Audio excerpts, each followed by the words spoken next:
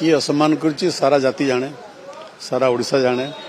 ओडिशार प्रत्येक लोक जानती जो परंपरा दीर्घ 1993 मसीह चलुला मार्च 5 तारिख दिन पंचायती राज दिवस पालन करा परवर्ती काल में जितेबाला जानकी बाबूर कांग्रेस सरकार आसला से परंपरा को बजाय रखिले जितेबाला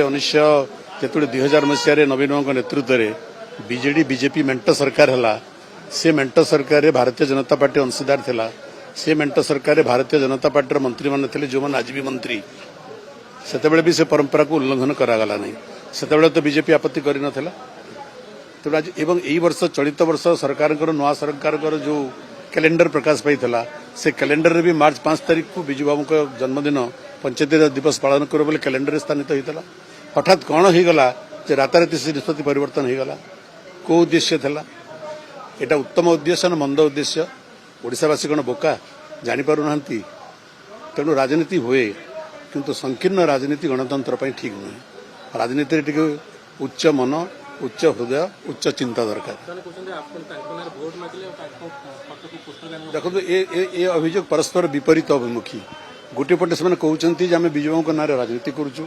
अन्यपटे कहते आप निर्वाचन समय विजय को फोटो अलगेदेले तुम तो निजे कौच आम राजनीति करुचु विजय ना तो जब फोटो हटिगला कहीं प्रतिवाद करुच ये परस्पर विपरीतमुखी जुक्ति तर्क नुहे आर्गुमेंट नुहे देखो एपटे व्यक्तिगत आलोचना समालोचना ना विजु बाबू प्रति सम्मान जी कहते प्रति उचित बोलिकी विजु बाबू दिगमत हबार बहुत वर्ष हो गला बहुत दशक हो गला आम समस्त कर्तव्य से महान जननेता से युग पुरुष को से प्रभात पुरुष को आम समस्ते दल मत निर्विशेष सम्मान देवा सेटा जाति प्रति सम्मान हो सारा ओडिशा रे प्रतिमूर्ति अच्छी एवं विजु बाबूर प्रतिमूर्ति सारा ओडिशा रे अच्छी सरकार करना दल करना लोके स्वतस्फूर्त भाव कर विजु जयंती गाँ ठारू सहर पर्यंत लोके स्वतस्फूर्त भाव पालन करती एवं लोके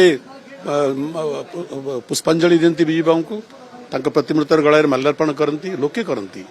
तेणु सरकार करने लोके करने अधिक गुरुत्वपूर्ण मन करे।